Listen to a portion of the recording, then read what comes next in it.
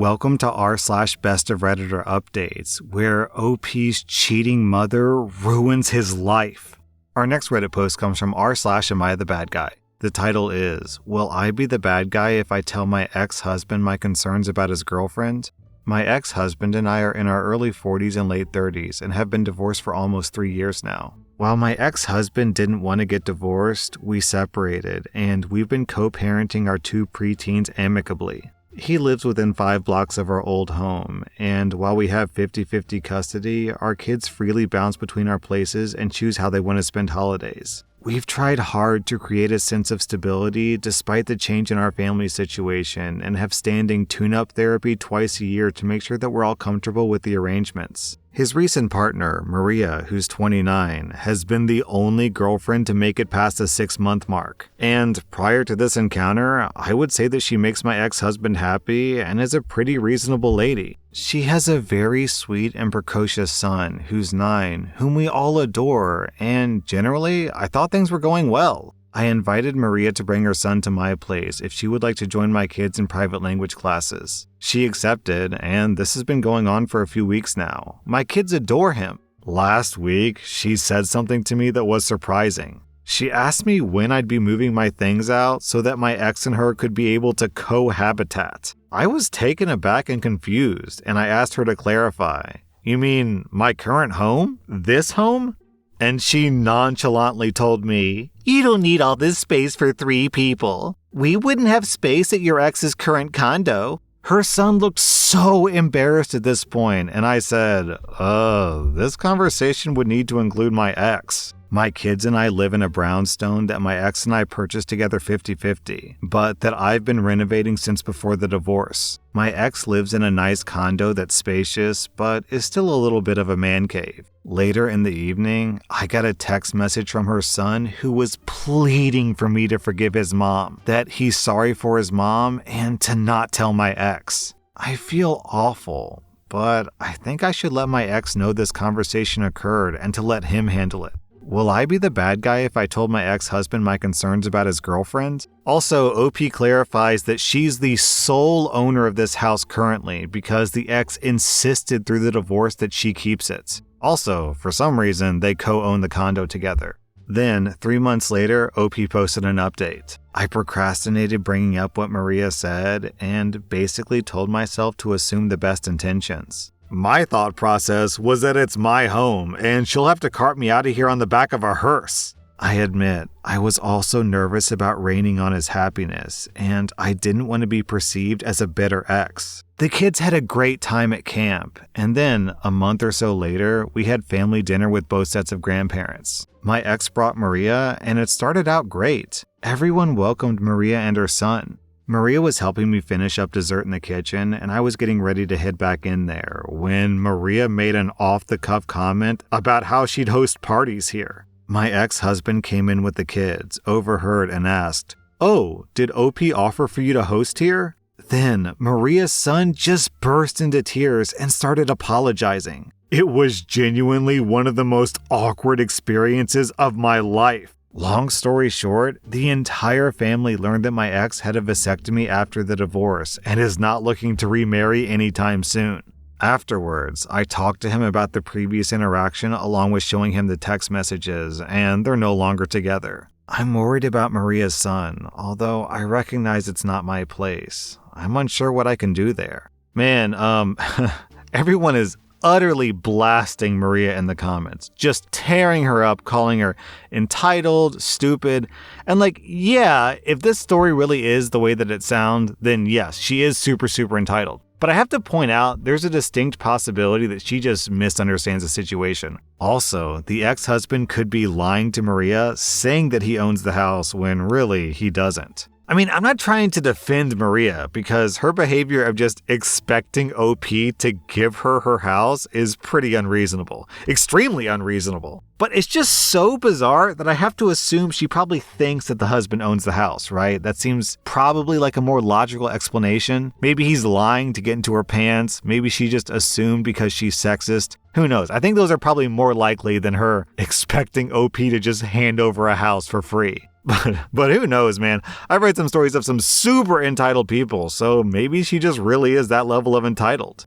Actually, down in the comments, we have a similar story from Science is My God. My aunt is like this with my mom. When my mom remarried after her previous husband's death, my aunt just walked in and was like, "When are you going to give this to me?" No rhyme or reason at all. Started taking things off the wall while my mom's new husband was standing there. It's not my mom's house, so it made no sense. Her husband took everything out of my aunt's hand and kicked her out permanently. Neither of them were raised this way at all. My grandparents were humble immigrants. Some people just happen to become like this over time. Our next Reddit post comes from rSlash True Off My Chest. I'm trapped on a balcony because my boyfriend's 85-year-old stepfather is watching adult videos on an 85-inch TV in the living room. My boyfriend and his mom are out shopping, and his stepfather thinks that I'm with them. I'm cowering on the lounge chair so he won't see me. I'm so embarrassed. Then OP posted an update. I called my boyfriend. His mother then called the old man and said,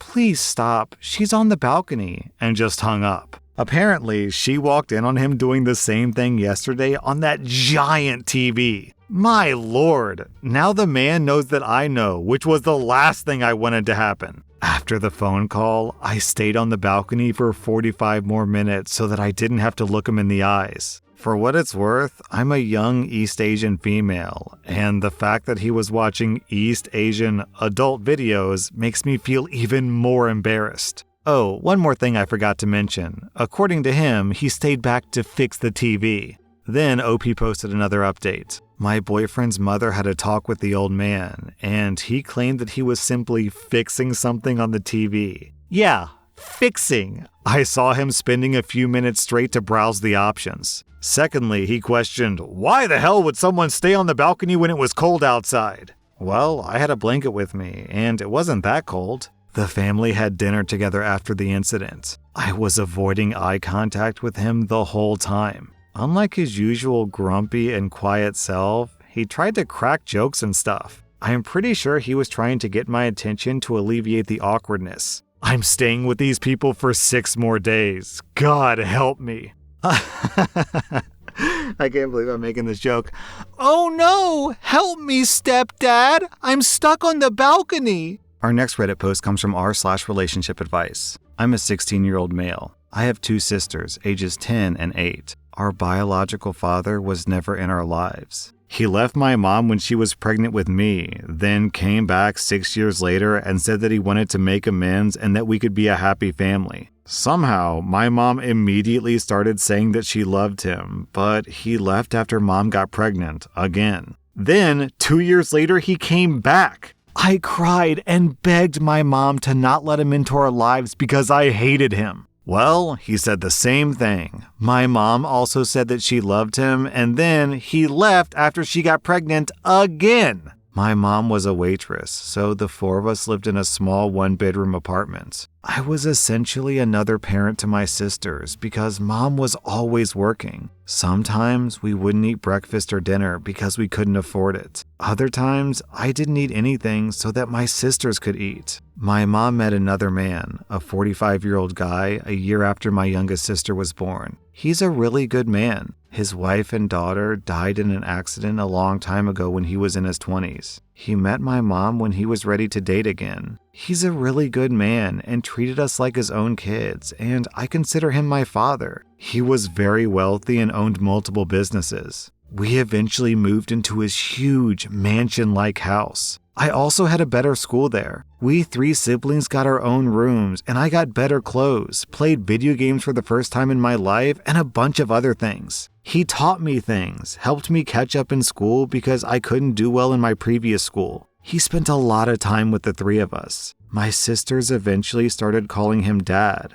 I followed shortly after. I remember him crying, hugging us, and saying that he loved us when we called him Dad for the first time. They eventually got married, and Dad asked me to be one of his groomsmen, and of course I said yes, while my sister were my mom's bridesmaids. My mom was a stay-at-home mom who took care of us. As far as I know, they were happy together. They went on dates at least once every 2 weeks, kissed each other frequently, and always told each other that they loved each other. He also knew about my mom's past and realized that she had issues and got her into counseling. I was really happy that my mom had finally found someone who treated her well. I was also really happy for myself and my siblings and really loved him. He also said that he would pay for college for the 3 of us. Well, last year, Dad discovered that my mom was having an affair with his best friend, who was also the best man at their wedding. Apparently, the affair was going on for a long time. I don't know exactly how long. My mom cried and begged him to give her another chance. He didn't, understandably. He let us keep all of our new things, such as clothes for me and toys for my sister. When I went to him crying and asking him why he was leaving us, he just hugged me and told me about my mom's affair. He said that the affair is too painful, that he can't be in this marriage anymore, and that he loved me and my sisters. My sisters don't know about the affair. I don't think they'll understand. They had a prenup, so Mom didn't get anything that wasn't hers. My dad just had to pay her rent in a new apartment until the divorce was finalized. We stayed in a decent apartment, but after the divorce was over, we moved to a much smaller apartment. I tried to stay in contact with him, but it doesn't seem like he wants a relationship with me. He's never responded to my messages. I sent a final letter to him last year in December, thanking him for everything he did for me and my sisters, and that I loved him and that I would remember him forever. So now we're back in a 1-bedroom apartment, skipping meals and barely being able to afford anything. I sleep on the floor now. My sisters share a bed while my mom uses another. Mom is waitressing again. I've also taken a part-time job at a grocery store to help with money. I just hate my mom so much right now. I only took that job to help my sisters. I have also stopped talking to Mom. Recently, she came crying to me and told me that she was sorry for ruining everything and that she wanted me to talk to her. I broke down and said, I don't understand. Why did you cheat on him? He was taking such good care of you and the 3 of us. He was also going to send us to college. For the first time in my life, I was happy and you destroyed my life. Why'd you always have to ruin everything? You already did that twice when you let my biological father back in my life. I hate you. I never want to talk to you again. She was crying a lot after I said that. I'll admit, what I said was pretty rude, but at the same time, I was just so angry.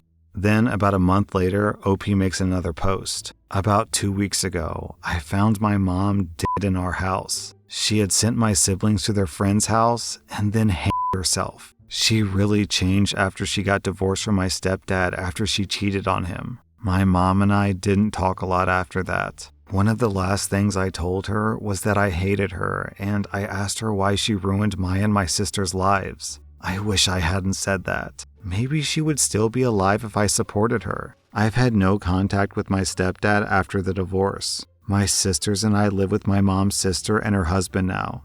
We've never met them before this, and even my mom never had contact with them, but they're the only family that could be found, and they agreed to let us live with them. My siblings and I don't like living here. Both of them are constantly shouting at each other and at us. We're just so uncomfortable here. I don't think they can afford food for all of us. I have a job at a grocery store, so I mostly buy food for my siblings. My boss is also very nice and allows me to take home some extra things for free. I really miss my mom. My sisters are also always crying for her. She had her flaws, but I still love her. She's my mom. The last thing I told her was that I hated her. I just wish that I had told her that I love her and supported and helped her. Then she would have been alive today. What I told her tipped her over the edge. I can't do any of this anymore. I don't know anything anymore. I was not expecting that turn in this story. Gosh, I probably wouldn't have read this story if I knew where this was going. That's rough, OP.